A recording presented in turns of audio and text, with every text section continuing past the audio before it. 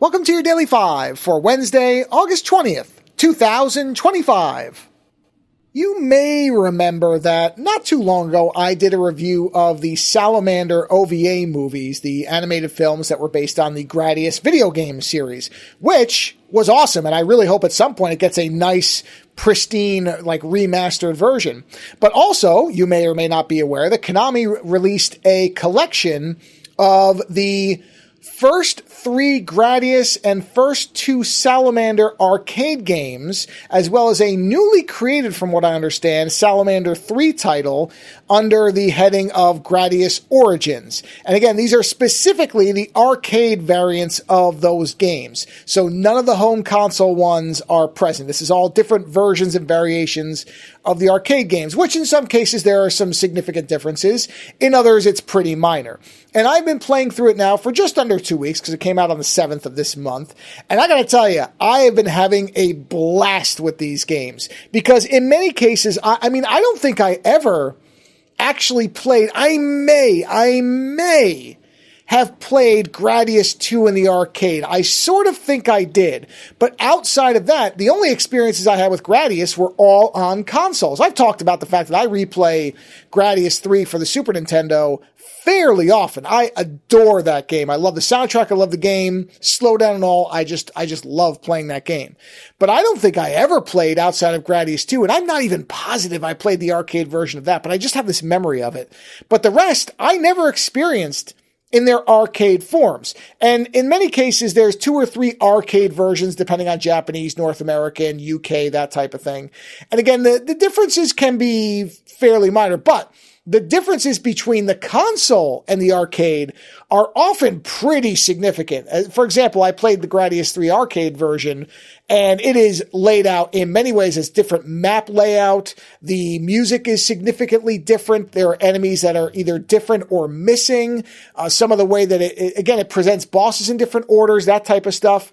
And I'm just having an absolute blast with it. And the best part about it is that it is very accommodating for people who are not young and no longer have young reflexes anymore. So there's basically 3 ways you can play each of these games. You can play in its original form, which in many cases is very tough. These were known to be extremely challenging games in most cases. I think all of them are considered to be very difficult, some extraordinarily difficult.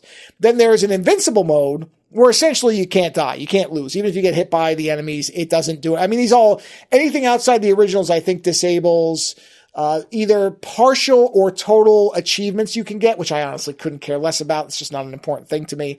But the invincible mode means you just can't die. So you're basically running in God mode through the game.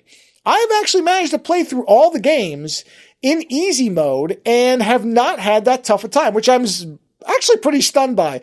I really thought I was going to have to just default to invincible mode because I'm just not as good at these games. I was never that good at these games. I just liked playing them.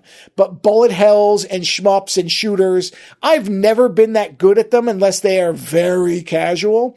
And so I really thought I was going to get just destroyed even in easy mode. And I have to say, in easy mode, don't get me wrong, I die, and I die probably a dozen or so times on each game, maybe more than that in some cases, but not to the point where I felt like I ever had to go to invincible. And I think that that's a pretty significant, that means that they were able to adjust the difficulty enough that there is still some challenge without making you just want to quit the game.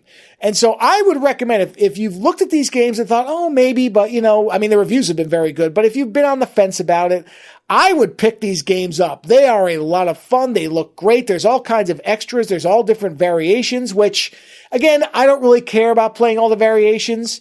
Some of them look interesting, and I probably will, but most of them I just play whatever the original released version of it is.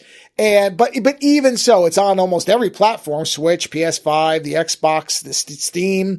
I don't know. The only thing it's probably not running on is Apple Watch, I guess. And there's probably a way to make that work. But I would, without any hesitation, say pick these games up if you were a fan of these games and you were thinking about it at all. And if you've never tried them, if you like shooters, you know what? This is a pretty good way to experience one of the foundational shooter series that has ever existed in video games. So Gradius Origins, yeah, I knew I was going to pick it up, but even knowing I was kind of a built-in buyer, I have to say this thing has overperformed and I've just been having a blast with it. So if you've been thinking about it, you should get them. Later.